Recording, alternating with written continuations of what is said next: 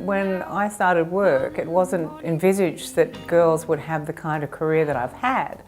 And as I had three brothers, I think Dad was a bit disappointed that one of them didn't decide to follow in his footsteps. But as my career took off and it became apparent that women could actually work and have ambition, then Dad was very proud of me, and he definitely started mentoring me.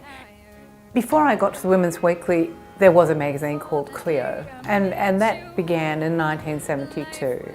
And you know, the decade of the 70s was a decade of huge change, and women, wherever they lived, were all starting to come out and make their mark. There was this realisation, because of women's liberation, that really anything was possible.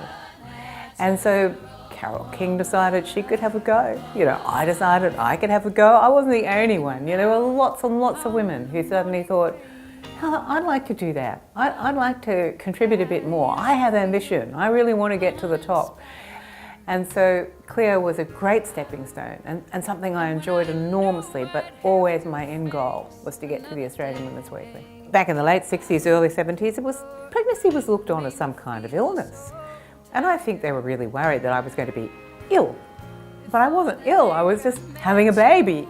And when the packers realised that, hey, you know, a woman could actually be pregnant, still work, still think, you know, still run the business, they relaxed and they were fine, you know. But when I got to the Women's Weekly, I became a role model, because remember, women's lives were changing. And women were thinking, oh look, I could have a job and I could still be married and I could still have children. And so I became a role model for women, showing that it was possible to work and be a mother. But you know, we all meet obstacles, whatever we do in our careers, whether we're a woman or a man.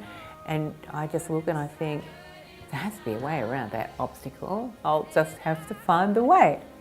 And so you think, well, I'll find it. So you might work a little harder, you might try a little harder.